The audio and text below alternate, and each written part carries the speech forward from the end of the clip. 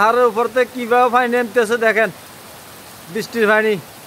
আরে আল্লাহ রে, কিভাবে নামতেছে ডলার পানির মতন।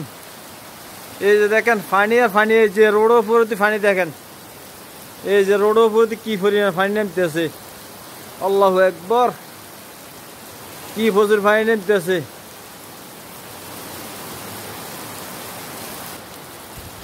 ভারতে কিভাবে নামতেছে পানি, বৃষ্টি আমার প্রচুর পরিমাণ বৃষ্টি হয়েছে।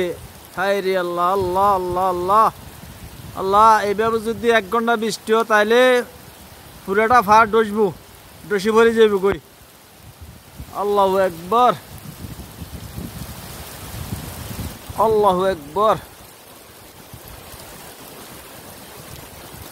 উপর তো ডলা পানি নামবে হয়েছে, সবগুলা গাড়ি এখানে রাখি গেছে, কাদার দড়ি এখানে রাখি গেছে।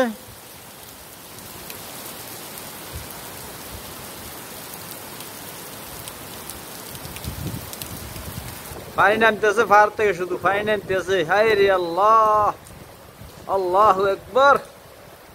কি